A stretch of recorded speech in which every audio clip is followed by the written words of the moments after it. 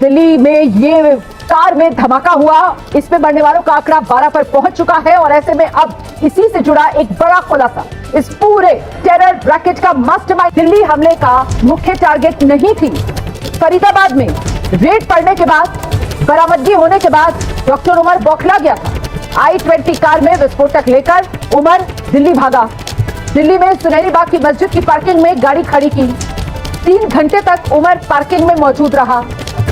सूत्रों के हवाले से ये जानकारी सामने आई। पार्किंग से लाल किला मेट्रो स्टेशन की ओर उमर बढ़ा और तब ये धमाका हुआ।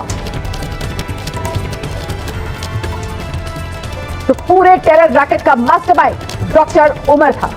हम सीधे आपको लेकर चलेंगे, हमारे साथ हमारे वरिष्ठ सहयोगी जगविंदर पटियाल इस वक्त मौजूद है और जरा जगविंदर पटियाल से ये मास्टरमाइंड डॉक्टर उमर विस्तार से बताइए जरा किस तरीके से ये कड़ियां जुड़ती। रोमाना, देखिए, हम 3-4 चीजें इस पूरे धमाके को लेकर बेहद इंपॉर्टेंट बताने वाले हैं, जो गौर से सुनने लायक है दर्शकों के लिए भी और तमाम लोगों के लिए भी। जो हमें जानकारी मिली है उसमें सबसे बड़ी बात यह है कि जो सबसे बड़ा सरगना था वो डॉक्टर उमर मोहम्मद ही था, जिसने सिर्फ खुद ही इस चीज को, साजिश को अंजाम देने के लिए तैयारी नहीं की थी, बल्कि उसने जम्मू कश्मीर के साथ लिंकअप होकर फरीदाबाद में अपना एक पूरा नेटवर्क बनाया और वहां पर कई लोगों को इस साजिश में शामिल किया।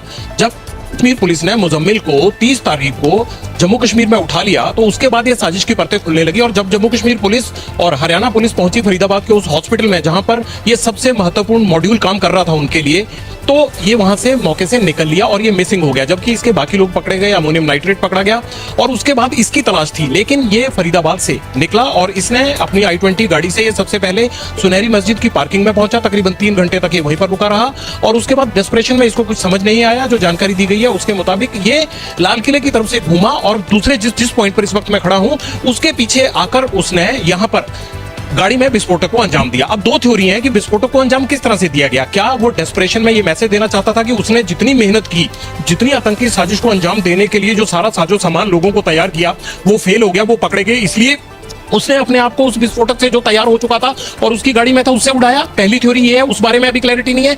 या दूसरी बात ये है कि जो उसके पास विस्फोटक सामग्री तैयार थी वो एक्सीडेंटली, यानी अचानक इस लाइट पॉइंट के पास आकर उसमें विस्फोट हो गया, वो उसमें कुछ कर रहा था। ये थ्योरी अभी क्लियर नहीं है, लेकिन एक बात पूरी तरह शीशे की तरह साफ हो गई है। हमारे सोर्सेज ने यह पुख्ता कर दिया है कि डॉक्टर उमर मोहम्मद ही जो जम्मू कश्मीर के बाहर इस पूरी साजिश में लोगों को कल्टीवेट कर रहा था, वो इस घटना को अंजाम देने वाला था और वो फरीदाबाद में जब पुलिस का रेड हुआ तो वहां से मिसिंग हो गया था। एक दूसरी इंपॉर्टेंट बात रोमाना ये है कि इसका एक साथी अभी और पुलिस को वांटेड है, जो अभी विदेश यात्रा पर गया हुआ है। वो भी एक इंपॉर्टेंट कड़ी है इसकी। लेकिन मुझे ये लगता है कि उमर मोहम्मद को यह पता लग गया कि जैसी वो पुलिस के हाथ पड़ेगा, बाकी की सारी परतें उसके बाकी साथी और जिनको जैसे कल्टीवेट किया है वो सब चीजें भी सामने आ जाएंगी। इसलिए उसने फरीदाबाद को छोड़ दिया और बदरपुर बॉर्डर से वो दोपहर को 10 तारीख को वो पहुंचा लाल किले के पास, मस्जिद के पास रुका रहा और उसके बाद उसने शाम को 6:52 पर यहां पर घटना को अंजाम दिया या उससे अचानक दिया गया और वो गाड़ी में खुद मौजूद था। ये बात है।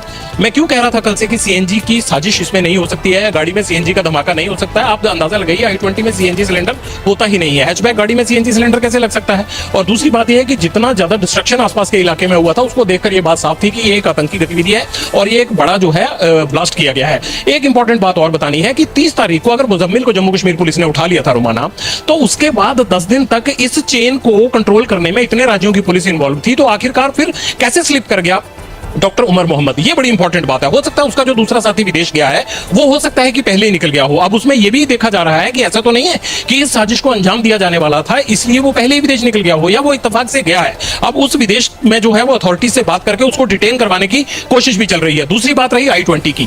I-20 के बारे में यह पता लगा है कि वो 4 हाथों में बिकी थी। सबसे पहले वो सलमान के पास थी, उसके बाद सोनू के पास गई, फिर तारिक के पास गई और तारिक से ये डॉक्टर उमर के पास आई थी। अब तारिक भी मिसिंग है। दिल्ली पुलिस को इस काम के लिए लगाया गया है कि वो इस लीड पर काम करे कि आखिरकार तारिक क्यों गायब हुआ और वो इस साजिश में शामिल था, क्या कल उसे उमर मिलने वाला था या नहीं था। तो ये अब तक की कहानी क्रिस्टल क्लियर हो गई है, जो हम एबीपी के दर्शकों को ये बता रहे हैं। फैक्ट्स ये हैं असली में कहानी के।